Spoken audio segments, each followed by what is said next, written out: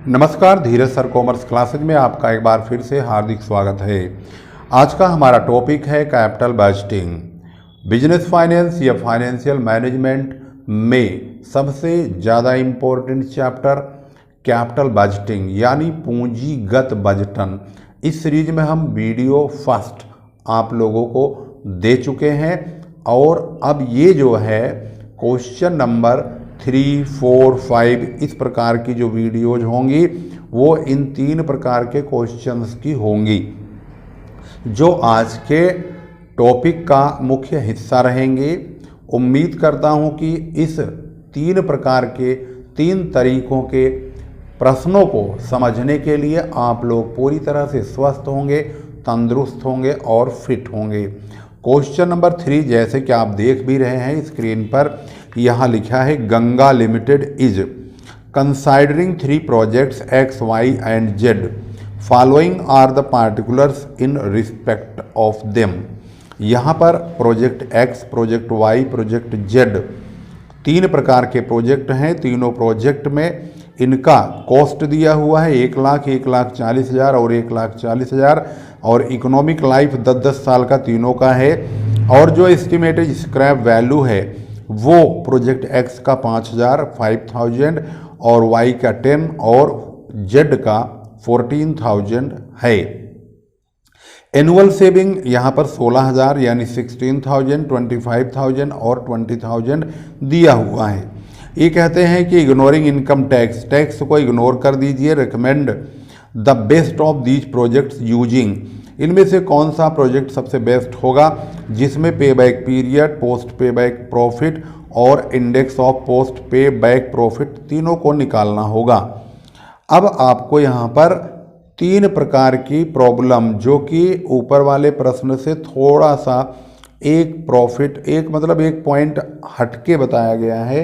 हटके क्या, लगभग हमने क्वेश्चन नंबर जो 1 और 2 है, 1 में तो हमने पे बैक पीरियड को ही कवर किया था, 2 में हमने पे बैक पीरियड, पोस्ट पे बैक प्रॉफिट और पोस्ट पे बैक प्रॉफिट इंडेक्स 3 चीज़ को कवर किया था। वही यहाँ पर भी देखेंगे, पे बैक पीरियड, पोस्ट पे back profit, index of post पे बैक प्रॉफिट, सेम चीज़ तीनों में वही की वही पॉइंट्स को हमें ध्यान देना होगा जो हमने क्वेश्चन नंबर 2 में देखा था। लेकिन क्वेश्चन नंबर 2 और क्वेश्चन नंबर 3 में डिफरेंस क्या है? क्वेश्चन नंबर 2 में जो क्वेश्चन की इनकम थी वह यहाँ पर प्रोजेक्ट कॉस्ट के हिसाब से हर साल का जो इनकम है वो अलग अलग था। लेकिन यहाँ पर प्रोजेक्ट X की इनकम 16,000 रुपये 10 साल तक यही रहेगी और प्रोजेक्ट Y में 10 साल तक 25,000 ही रहेगा। प्रोजेक्ट Z में 10 साल तक 20,000 की इनकम रहेगी। इस प्रकार से कंटिन्यू मतलब प्रति वर्ष का इनकम दिया हुआ है। एनुअल का मतलब होता है प्रति वर्ष। इस प्रकार से पहले क्वेश्चन के जो मायने थे यानी मतलब था और दूसरे क्वेश्चन का जो मतलब है थोड़ा सा डिफरेंट है कैश फ्लो के मामले में, क्योंकि कैश फ्लो क्वेश्चन नंबर 2 की अगर बात करेंगे तो हर साल अलग अलग है, लेकिन क्वेश्चन नंबर 3 में बात करेंगे तो क्वेश्चन नंबर 3 में एक ही रकम, एक ही कैश फ्लो प्रत्येक वर्ष हो रहा है। तो यहाँ पर हम इसी के आधार पर, क्वेश्चन तो आपने अच्छी तरह देखा ही है, अब देखते हैं इसका सॉल्यूशन कैसे होगा। जैसे कि आप यहाँ पर स्क्रीन पर देख रहे हैं, प्रोजेक्ट X की अगर बात करते हैं तो पे बैक पीरियड का फार्मूला जिसे हम PBP बोलेंगे, इसका फार्मूला इस प्रकार के प्रश्न में जिसमें कि इन्वेस्टमेंट और एनुअल कैश फ्लो दिया होता है उसका फार्मूला है cost of investment upon annual cash flow. यानी 1 लाख रुपए का प्रोजेक्ट कॉस्ट है और 16,000 रुपये की एनुअल इनकम है। तो यहाँ देखेंगे 1 लाख रुपए का प्रोजेक्ट का कॉस्ट है और 16,000 की एनुअल सेविंग यानी इनकम है। हम उनको डिवाइड करेंगे 6.25 ईयर्स, आंसर आ चुका है और ये रहा 6.25 ईयर्स। इसके बाद प्रोजेक्ट के अभी हम X का ही तीनों चीज़ निकाल लेते हैं। पोस्ट पे बैक प्रॉफिट, पोस्ट पे बैक प्रॉफिट अगर शॉर्टकट में लिखेंगे PPBP तो ऐसे ही बनेगा, यहाँ पर डॉट डॉट लगा देंगे। इसका फार्मूले के मुताबिक total cash flow minus investment होता है। अब टोटल कैश फ्लो है कितना, टोटल कैश फ्लो में स्क्रैप लास्ट में जुड़ जाता है। 16,000 10 साल तक कमाएंगे, 16,000 इंटू 10 करेंगे तो 1,60,000 आएगा। यहाँ पर हमने वर्किंग में दिखा दिया है। 1,60,000 प्लस स्क्रैप 5,000 का स्क्रैप यहाँ पर बोला गया है, जो कि 10 साल के बाद इस कबाड़े को बेचेंगे मशीन के तो वो 5,000 मिलेगा, तो 5,000 भी ऐड होगा तो 1,65,000 आएगा। अब सवाल ये है कि पोस्ट पे बैक प्रॉफिट क्या होगा, तो 1,65,000 में से इन्वेस्टमेंट यानी 1,00,000 का इन्वेस्टमेंट है माइनस कर देंगे, 65,000 पोस्ट पे बैक प्रॉफिट प्राप्त हो जाएगा। अब हम बात करेंगे पोस्ट पे बैक प्रॉफिट इंडेक्स का। तो पोस्ट पे बैक प्रॉफिट इंडेक्स के लिए अगर हम ध्यान देंगे तो इसके लिए जो हमारे पास ये प्रॉफिट आया हुआ था 65,000 का, इसी को 100 से मल्टीप्लाई करेंगे और इन्वेस्टमेंट से डिवाइड करेंगे तो 65,000 इंटू 100 अपॉन इन्वेस्टमेंट, ये 65% आ जाएगा। इसके बाद हम प्रोजेक्ट वाई का और जेड का बिल्कुल सेम टू सेम ऐसे ही कैलकुलेट करेंगे। अब आप समझ गए होंगे, इसको अगर आप चाहें तो स्वयं भी कर सकते हैं। यहाँ पर भी पे बैक पीरियड, तो प्रोजेक्ट जो वाई है उसका इन्वेस्टमेंट 140 का है और उसकी जो अर्निंग है एनुअल कैश फ्लो 25,000 है, डिवाइड करेंगे 5.2 मतलब 6 ईयर्स आएगा। और उसका जो टोटल कैश फ्लो है वो 25,000 रुपये हर साल होगा, तो 10 साल तक 2.5 लाख, और उसका स्क्रैप 10,000 दिया हुआ है तो 2,60,000 हो जाएगा। और पोस्ट पे बैक प्रॉफिट जानने के लिए टोटल कैश फ्लो में से इन्वेस्टमेंट घटा देंगे, तो इनका टोटल कैश फ्लो तो आपको पता है 2,60,000 है, उसमें से इन्वेस्टमेंट 140 घटाएंगे तो 1,20,000 आ जाएगा। अब पोस्ट पे बैक प्रॉफिट इंडेक्स जानने के लिए जो पोस्ट पे बैक प्रॉफिट आया हुआ है ये, इसको 100 से मल्टीप्लाई करें और इन्वेस्टमेंट से डिवाइड कर देंगे तो 85.71% यानी 85.71% आएगा। ऐसे ही सेम हम प्रोजेक्ट जेड का करेंगे, 1,40,000 इंटू 20,000, अब मतलब डिवाइडेड बाई 20,000, 20,000 से डिवाइड करना है तो 7 साल। और टोटल कैश फ्लो के लिए 20,000 इंटू 10 2 लाख, और स्क्रैप 14,000 तो 2,14,000 हो गया। इसके बाद हम इसका पोस्ट पे बैक प्रॉफिट जानेंगे, तो टोटल कैश फ्लो में इन्वेस्टमेंट माइनस करेंगे तो 2,14,000 में से 1,40,000 घटा दिए तो 74,000 यानी 74,000।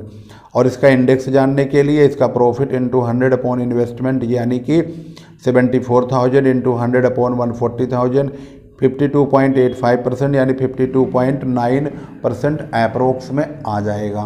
तो ये तमाम जो हमारे जवाब आए हुए हैं इनको अगर आप मैच करेंगे तो सब ये रहे, पे बैक पीरियड तीनों का हो गया, और ये पोस्ट पे बैक प्रॉफिट हो गया, और ये उनका परसेंटेज जो इंडेक्स बोला है वो हो गया। तो आंसर आ चुका है। अब देखेंगे क्वेश्चन नंबर 4। बहुत ही अच्छी तरीके से क्वेश्चन नंबर 4 आपको समझना है। तो क्वेश्चन नंबर 4 अगर आप देखेंगे तो यहाँ लिखा है कंपनी। ये एक बात मैं आपको और बता दूँ, ये जो क्वेश्चन नंबर 4 है ये इतना ज़्यादा इम्पोर्टेंट है कि इसकी वीडियो हमने आज से 3 साल पहले डाल दिया था, लेकिन अब वो वीडियो, क्योंकि अब आप लोगों को तो सीक्वेंस में क्वेश्चन चाहिए, तो उसको हम आपको यहाँ पर दिखा रहे हैं सॉल्व करके कैसे सॉल्व हुआ है, और ये 15 नंबर में आ चुका है। पहले ये क्वेश्चन एमकॉम में, मतलब यह जो चैप्टर है एमकॉम में था, अब ये बिजनेस फाइनेंस के बीकॉम 5th सेमेस्टर में डाल दिया गया है। तो अब आप यहाँ पर देखेंगे नेशनल एजुकेशन पॉलिसी के तहत यह चैप्टर शामिल है। तो अब आप यहाँ देखेंगे, क्वेश्चन को पहले पढ़ते हैं। A company is considering whether to purchase some special machine, management does not wish to buy the machines unless their cost can be recovered in 3 years। The following information is available. इन्होंने कहा कि एक जो है company, ये इसका management decide कर रहा है कि एक मशीन खरीदना चाहता है, लेकिन मशीन जो खरीदेंगे उसका जो रिकवरी होगी पैसे की, वह 3 साल में पैसा वसूल हो जाना चाहिए। अगर 3 साल से ज़्यादा टाइम लगेगा तो इस प्रकार की मशीन के प्रोजेक्ट को हम रद्द कर देंगे, उसको हम नहीं खरीदेंगे। तो आइडिया लगाया गया कि मशीन की जो कॉस्ट है वो 3 लाख होगी, उसकी लाइफ 8 साल होगी, और उसके मतलब उस मशीन से जो प्रोजेक्ट से, यानी जो मशीन इनके पास लगाएंगे उससे जो पैसा माल बेचकर प्राप्त होगा, सेल होगी, वो 4 लाख रुपए की हर साल सेल होगी। और उसका 60% वेरिएबल कॉस्ट होगा और एनुअल फिक्स कॉस्ट भी डेप्रीसिएशन के अलावा 15,000 होगी, यानी डेप्रीसिएशन तो है ही है, 15,000 अलग से होगा। टैक्स 50% है। Based on the criterion of 3 years recovery period, ये मान के चलिए 3 साल का ही पीरियड होना चाहिए, 3 साल से ज़्यादा समय नहीं लगना चाहिए। Should the special machines be purchase, क्या मशीन परचेज होनी चाहिए। Support your answer by the computation of the period of the time required for the investment of ₹3 lakh to be recovered. The company has adopted straight line method of depreciation, company depreciation का straight line method use कर रही है। तो question आपने देख लिया है यहाँ पर, तो अब हम चलते हैं सवाल को सोल्व करते हैं। सवाल को सोल्व करने के लिए आपको सबसे पहले क्या करना होगा, क्वेश्चन नंबर यहाँ पर आप देखेंगे तो 4 सेल लिखेंगे सबसे पहले यहाँ पर 4 लाख का, इसी का 60% वेरिएबल कॉस्ट होगा 2,40,000, फिक्स कॉस्ट है 15,000 और जो प्रोजेक्ट है वो 3 लाख का है। उस 3 लाख को हम डेप्रीसिएशन निकाल देंगे 8 से डिवाइड करके। तो 3 लाख का जब डेप्रीसिएशन 8 से डिवाइड करके काटेंगे तो ये आपका 3 लाख रुपया है। इसको अगर आप 8 से डिवाइड करेंगे तो 37,500 रुपये का एनुअल डेप्रीसिएशन आ जाएगा। तो ये डेप्रीसिएशन आप लिखेंगे, यह भी एक प्रकार का खर्चा है, तो इसको हमने यहाँ पर लिखा हुआ है। अब हमारे पास 3 प्रकार के खर्चे हमने टोटल किया तो 2,92,500 आ गया। अब 4 लाख में से 2,92,500 घटाएंगे तो ईबीटी यानी अर्निंग बिफोर टैक्स, टैक्स चुकाने से पहले 1,07,500 का इनकम हुआ। 50% टैक्स मार्जिन सवाल में कहा है, तो इसका 50% 53,750 आएगा, यानी 53,750 माइनस करने के बाद अर्निंग आफ्टर टैक्स आ गया। अब क्योंकि नियम जो होता है, ये जो डेप्रीसिएशन का पैसा, उसका डेप्रीसिएशन वाला ये पैसा होता है, इसे हम किसी को देते तो है नहीं, ये पैसा हम ही किताबों में काट छाट के अपने पास ही रखते हैं। तो ये डेप्रीसिएशन के नाम का खर्चा हम काटते हैं, लेकिन ये पैसा हमारे पास ही होता है, इसे हम मशीन के नाम का काट के रखते हैं। सरकार को टैक्स देने के बाद ये पैसा डेप्रीसिएशन का वापस ऐड हो जाता है। ऐड होने के बाद अब इनका एनुअल कैश फ्लो, जो इनके पास पैसा बच रहा है, वो 91,250 रुपया है। पे बैक पीरियड का फार्मूला होता है investment upon annual cash flow. अब हम 3 लाख रुपए को 91,250 इसी से डिवाइड करेंगे, 3.287 आ चुका है। अब 3.827 मतलब 287 आ चुका है। अब इसको हमें चाहिए, ये 3 साल 0.287, यहाँ पर पॉइंट वाला जो है इसे हम चाहते हैं दिनों में कैलकुलेट कर लें, आखिर कितना दिन होगा। इसके लिए हमें क्या करना होगा, हमारे पास अगर आप ध्यान से देखेंगे तो जब हम इस 3 लाख रुपए को डिवाइड करते हैं 91,250 से, तो हमें जो प्राप्त होता है, अब आपको कैलकुलेटर से भी दिखा देते हैं कि इसको डिवाइड करके कितना आएगा। 3 लाख डिवाइडेड बाई 91,250, तो ये आता है 3.2876। 3 पॉइंट से इधर वाला तो 3 साल पूरा हो गया, लेकिन जो ये आगे लिखा हुआ है 0 पॉइंट के बाद 2876, 2876 को हम मल्टीप्लाई करेंगे 365 से। इसका मतलब है 3.2876। आगे और भी है, एंडलेस है ये। तो हमारा इधर वाला हिस्सा ये तो ईयर हो गया, ये 3 ईयर्स हो गया, लेकिन ये वाला हिस्सा हमारा, इसको हमें दिनों में कैलकुलेट करना है। तो हम क्या करेंगे, 0.2876 इसकी मल्टीप्लाई हम 365 से करेंगे। एक साल में 365 दिन होते हैं, तो हम 365 की मल्टीप्लाई 0.2876 में कर देंगे, तो ये देखेंगे आप 104.974, यानी लगभग 105 हो गया पूरा। तो ये 105 दिन होते हैं ये, तो इसका मतलब ये है कि 3 साल 105 दिन हो गए। तो इसलिए हमने इसका आंसर यहाँ पर ये देखेंगे, जो 3 साल 105 दिन है, तो अब इसको आराम से 3 ईयर्स 105 डेज लिख सकते हैं। इस प्रकार से कैलकुलेशन होगा। तो अब आप यहाँ पर आसानी से देख सकते हैं 3 साल 105 दिन हमने लिख दिया है। क्वेश्चन में इसका जो जवाब है, अब एक बात और भी देखना, भी रिजल्ट भी बताएंगे इसका आपको।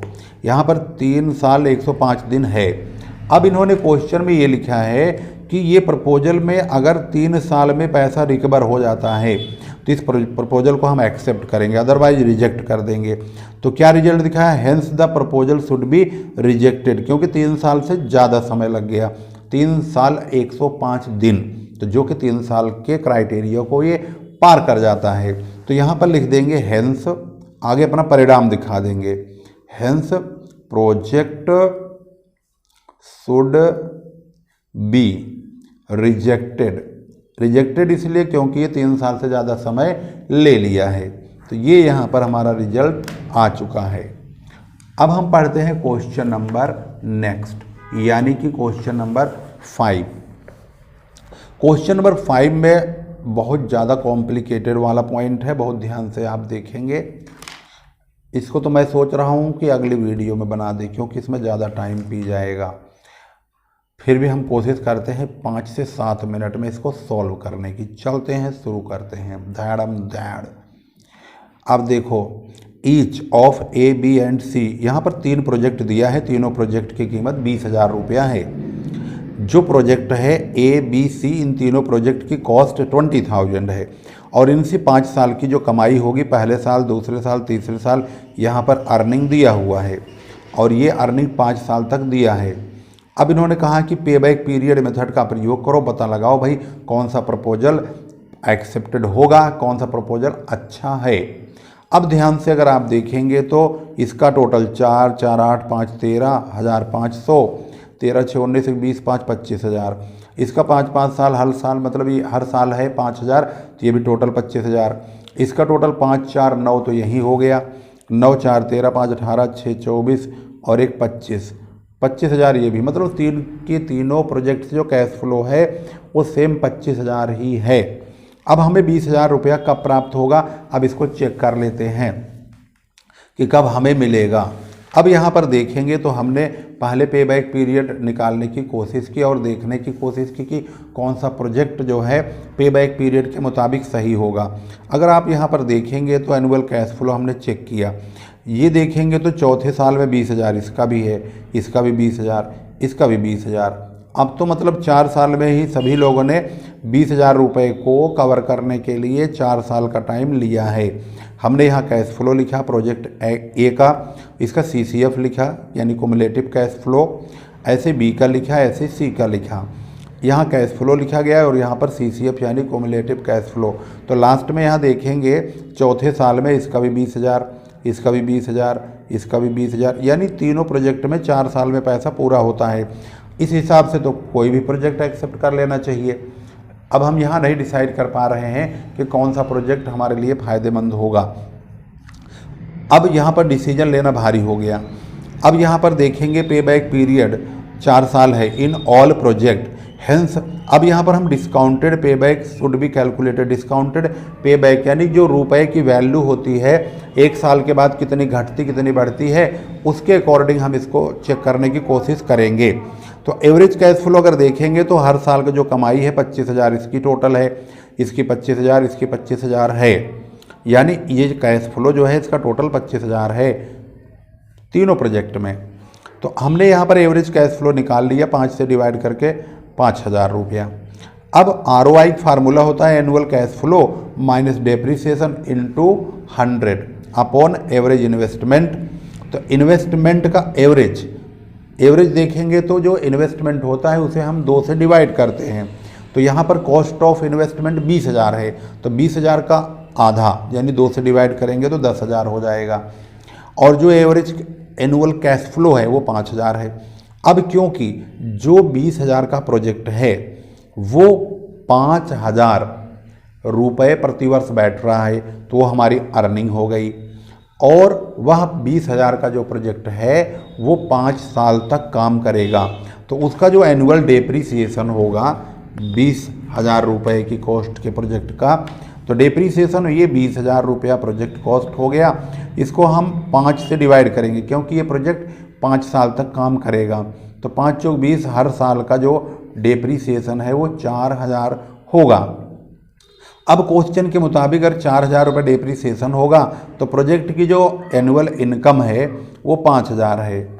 ROI का फार्मूला होता है 5000 माइनस डेप्रीसिएशन, यानी annual cash flow minus depreciation upon average investment. जो एवरेज इन्वेस्टमेंट है वो 20000 है टोटल इन्वेस्टमेंट, उसे 2 से डिवाइड कर देंगे इनटू 100। अब इसे 2 से डिवाइड करेंगे तो यहाँ की वैल्यू जो है ये 10000 हो जाएगी। इसमें से इसको घटाएंगे तो ये भी 1000 हो जाएगा। तो इसका मतलब है फिर ये 1000 इंटू 100 बटे 10000 होगा। तो अब ये 10% आ गया। तो इसका मतलब हमारा जो ROI है वो 10% आ चुका है, जो कि यहाँ पे है। अब हम क्या करेंगे, 10% PV फैक्टर के हिसाब से अब हमें चेक करना होगा इसको डिस्काउंटेड, इसे बोलते हैं डिस्काउंटेड पेबैक पीरियड निकालना डिस्काउंटेड PVCF से। अब इसके जानने के लिए हम चलते हैं इसके फैक्टर पर, देखते हैं इसका फैक्टर कहाँ है। हमारा प्रोजेक्ट जो देखेंगे तो वह प्रोजेक्ट का जो कॉस्ट आया हुआ है 10% डिस्काउंटेड फैक्टर निकल का आया। ये जो ROI का फैक्टर है जितना परसेंट होता है हम इसी परसेंट के हिसाब से PV लेते हैं। यहाँ पर प्रेजेंट वैल्यू यहाँ पर देखेंगे 10% ये रहा। इसका जो प्रेजेंट वैल्यू है यहाँ पर देखेंगे तो इस प्रकार से लिखा हुआ है। 5 साल तक का हमें चाहिए तो 0.909, 0.826, 7.1 और 0.683 और 0.621 हम इन्हीं को ले लेंगे, ये वाले जो दिया गया है इस प्रकार से। ये हमारा 10% का है, टेबल 1 से लेंगे। ये 10% के नीचे ये 5 साल की वैल्यू लेंगे, इधर ईयर लिखा होता है यहाँ पर देखेंगे तो इधर परसेंटेज। तो हमें जितने परसेंट का जितने साल तक का चाहिए उतने साल तक का हम लेंगे। तो हम इन पाँचों को उतार लेते हैं, यहाँ पर लिख लेंगे। ये लिख लिया हमने 5 साल का प्रेजेंट वैल्यू। ये हमारा कैश फ्लो है, इसको लिख लिया। ये प्रोजेक्ट A का, ये प्रोजेक्ट B का, प्रोजेक्ट C का कैश फ्लो है। अब ये जो कैश फ्लो आया इसकी मल्टीप्लाई इससे करेंगे 0.909 से। तो यहाँ पर देखेंगे तो हमने एक कॉलम और बनाया हुआ है PVCF। अगर आप ध्यान देंगे तो ये रहा PVCF A का, यानी इसमें हमने A से मल्टीप्लाई, A के कैश फ्लो का प्रेजेंट वैल्यू से मल्टीप्लाई हुआ है, यानी 4000 की मल्टीप्लाई इससे हुआ तो हमने A वालों का PVCF बनाया। अब B का जो प्रोजेक्ट है 5000, इसका भी मल्टीप्लाई इसी से किया तो B का PVCF आ गया। अब यहाँ पर C का है, प्रोजेक्ट C लिखा है, इसका CF है, इसकी मल्टीप्लाई भी इसी से होगा तो इसका भी PVCF आएगा। इस प्रकार से हमने A B C का, फिर अगली साल का भी ऐसे होगा। 4500 की मल्टीप्लाई इससे होगा तो ये आएगा, 5000 का होगा इससे मल्टीप्लाई तो ये आएगा, इस 5000 का होगा इससे मल्टीप्लाई तो ये आएगा। इस प्रकार से यहाँ पर देखेंगे तो हमारा PVCF निकल रहा है, यानी present value of cash flow. इसी प्रकार से 5000 की मल्टीप्लाई इससे करेंगे, इस 5000 की भी, इस 4500 की भी करेंगे तो ये निकल के आ जाएगा। ऐसे ही 6500 की मल्टीप्लाई 0.683 में होगा, 5000 की, 4000 की तो ये निकल के आएगा। ऐसे ही 5000 की तीनों की मल्टीप्लाई इससे होगी तो वो तीनों में एक जैसा आ जाएगा। अब इनका हमने CF बनाया, CCF, ये तो कैश फ्लो है। अब CCF हमने लिया तो यहाँ पर देखेंगे इसका 3636 है तो 3636 रखेंगे। यहाँ पर आप PVCF लिख सकते हैं, PVCF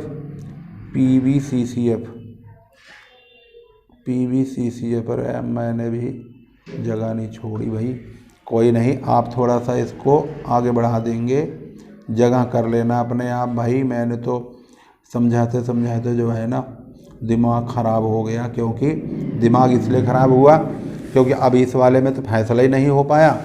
अब इस वाले को अपनाना पड़ा इसलिए कि इसमें फैसला हो जाएगा। इसमें जिसका कैश फ्लो सबसे ज़्यादा प्राप्त होगा 5 साल तक वही चुन लिया जाएगा। तो इसका PVC मतलब जो कुमुलेटिव कैश फ्लो होगा प्रेजेंट वैल्यू का, पहले 36 का 36 ही रहेगा, 36 में इसको जोड़ेंगे तो ये आ जाएगा, फिर इसमें हम इसको जोड़ देंगे तो ये आ जाएगा, फिर इसमें हम इसको जोड़ेंगे तो ये आएगा, इसमें हम इसको जोड़ेंगे लास्ट वाला तो ये आ जाएगा। कुल मिलाकर के पहले नंबर पे 3636 रहेगा, दूसरे पे ये वाला जुड़ जाएगा, जो जुड़ के आएगा उसमें ये जुड़ जाएगा, जो आएगा फिर उसमें ये जुड़ेगा और इसमें लास्ट में ये, मतलब जैसे संचयी बारंबारता होती है ऐसे बना देंगे। Cumulative cash flow. ऐसे ही हम बी का बनाएंगे, ऐसे ही हम सी का बनाएंगे। बनाने के बाद अब आपको ध्यान देना होगा, देखेंगे कि कैश फ्लो 5वें साल में किसका सबसे ज़्यादा है। तो यहाँ 5वें साल में इसका तो है 18,653, इसका है 18,950, इसका है 19,256, यानी इसकी कैश फ्लो की जो प्रेजेंट वैल्यू है वो बहुत ज़्यादा है, इन दोनों की अपेक्षा तो ज़्यादा ही है। अब यहाँ पर देखेंगे PBCF जो है प्रोजेक्ट सी का, is more than other projects, अन्य प्रोजेक्ट्स की अपेक्षा इसका कैश फ्लो जो है PBCF ज़्यादा है, hence project C would be preferred, इसलिए प्रोजेक्ट सी को प्रेफर करा जाएगा। तो यहाँ पर आपने देखा इसकी शुरुआत कैसे हुई भाई, बहुत ज़बरदस्त क्वेश्चन बना।